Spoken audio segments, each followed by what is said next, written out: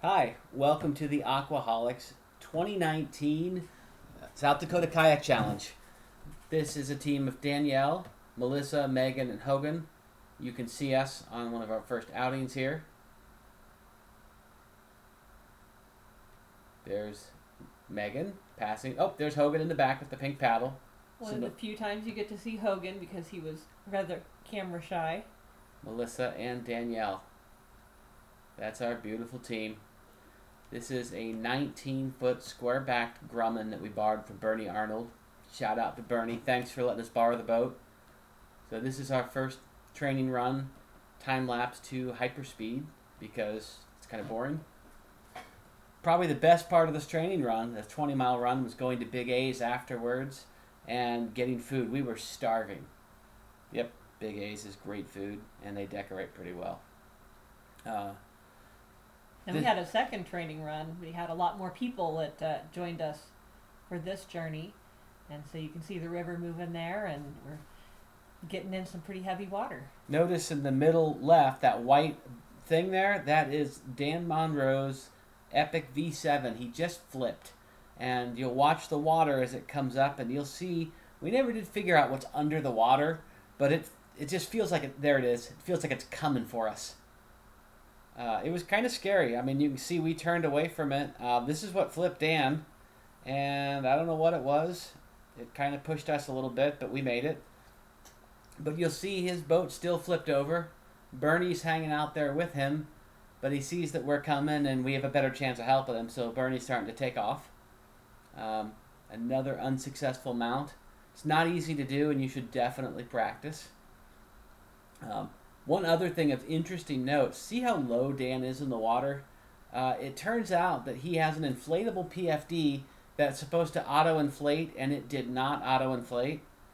He contacted the manufacturer, and they refunded his money, but man, you've just got to be careful when you're on the water. Here's a little kiss from our boat to his. Boom! It didn't really damage the boat, but it was a little loud. We sped up the rescue here, but basically 3 of us leaned to the right, 1 of us to the left, and held his boat so he could get back in his boat. It's very cold this day, and there's not a lot of storage on those V7s, and we're really, really lucky. We're right by Weldon Springs Ramp. Dan pulled in, and someone else was there and helped him get a ride back to be safe. And then this is the end of that day's journey, just unpacking and making sure all of our gear seemed to work pretty well. Actually, this is the start of our 3rd training run in Washington, Missouri. I thought you skipped a different part. Never mind. Yeah, so we are packing the boat here, and it's always interesting packing for 4 people. And you'll notice we're pointing upstream here. It's kind of strange because we're going down. But it turns out Washington was so flooded that the lower ramp was underwater, so we had to go up and go around. And this is where I thought we were. Here's where, at the end of that journey, heading back, the most important part of any trip is refueling afterwards. And here we're back at Big A's refueling. Yeah.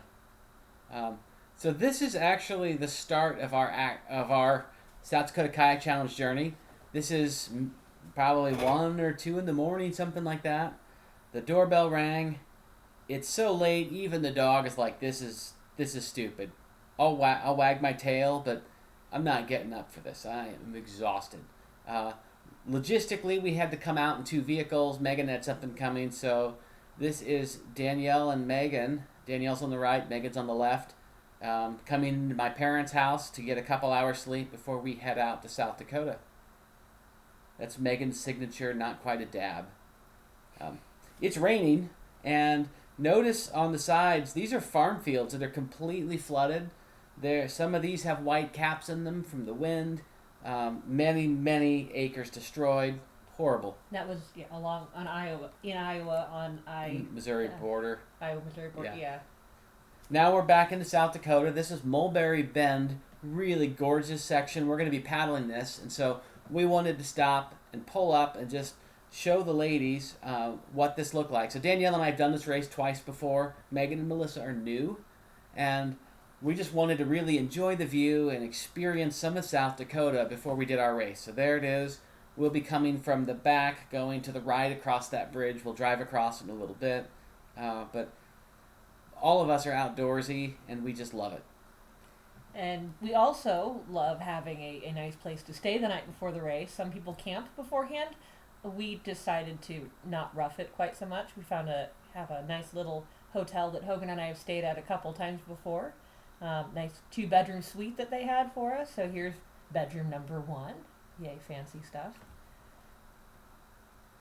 And had to have some digital electronic stuff and some less advanced technology. Yep. That's the bathroom on the left. We're not going to show you that because it's a bathroom.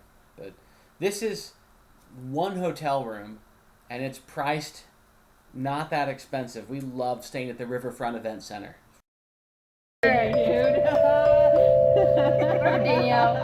All right, Megan, play us something. No. Yeah. She was like, excuse me, I think you need to do this. Give us the old ZZ Top. You know you want to. Here, you take one. We can each play.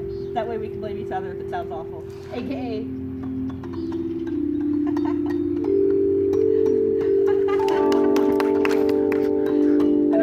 I don't do this kind of Your dancing is what makes it really key here. Keep going, girl. Keep going. Tonight, starring the Dainty Duo.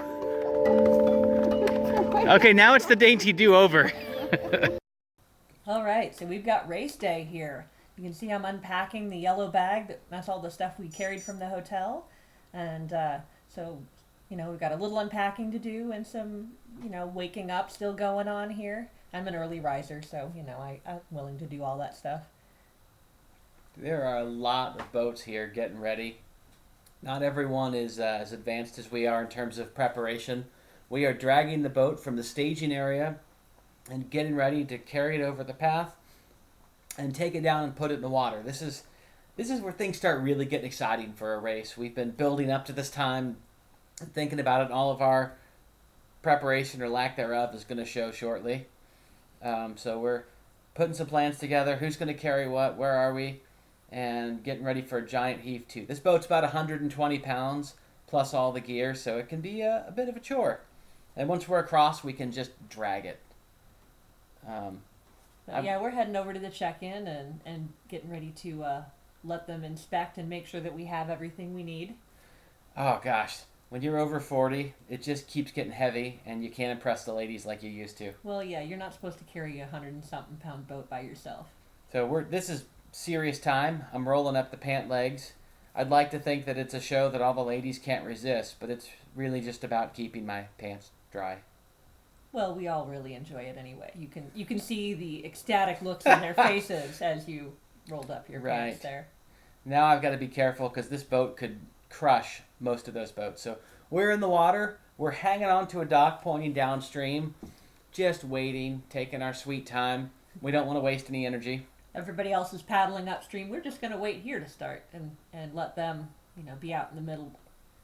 And it's going. We start. Race has started. There isn't really a whole lot of film during the race because we were really trying to focus on paddling hard. It's Megan and Melissa's first real race, and so we were just trying to give them the hardest experience. We pushed nonstop the whole race. They've never been in a boat this long nonstop. So you can imagine, you can just see that bridge there. That is the bridge just before the finish line. We were ecstatic to be done with this awesome race, but yeah, we were kind of done racing. We were like 9 hours in at this point? 9 hours, 40-ish minutes. Yeah, that was our finish time. 9:46. Yeah. There's a hotel on the right. That's the finish line hotel. We're back to real speed. There is a yellow flag up here on the right. That's the finish line. Right there by the trees. Pretty fantastic to be able to finish right there. And then once you're done, we can take our time and turn the corner and be plenty safe. So this is the moment we've been waiting for. We are paddling hard right now, although it doesn't really show. And but that's how you get a first place finish. Here comes the surprise. Oh, get her! Get her! Oh, God! Come on, Flippy! It smells! We got a carp! Yeah! For the carrot! Oh, my God! Oh, jeez! Who wants the fish?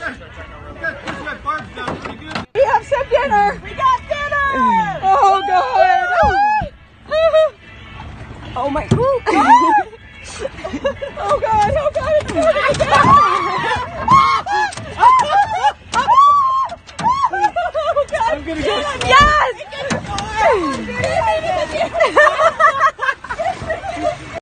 All right, so we had a lot of fun there, letting Melissa deal with having a little friend joining her in her area. I couldn't see anything because I was in the front, but Hogan had a decent view, I think. Megan had a great view. Oh man, I was so glad that Megan was getting video of that. As we pull up to the finish, one of the volunteers was kind enough to put his hands in and catch the carp and put the carp in the water and put it on the far side of the boat. The carp swam back around and stared back up at him like, no, I'm really an offering. So he had to take the carp a second time and throw it deeper into the water. That red bag that you saw stunk so bad, Melissa threw it away. Because carp can be a little bit stinky. It was pretty bad. Yeah, so don't forget to stay for our outtakes.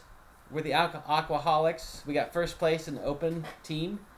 9 hours, 46 minutes. And note that the Asian carp's name is Bob, in case you weren't sure. Thanks for watching. No, really, thanps. I guess mine. It's Milky Chance. Despite what Hogan says to anyone. No, it is not. Am I supposed to say my name now? It's not even started yet. I have 3 cameras. No, it is not. I'm Megan Dawn. Hello. I want to have things to say. Are you enjoying this first team meeting that we're having tonight? Oh, now you just made his night. And we haven't even started training yet. I agree. There's gonna be a montage of me like before the race even starts, which is like, I'm tired. I'm tired. She never knew what tired was. Like plenty of sleeping footage of me. I already did something stupid.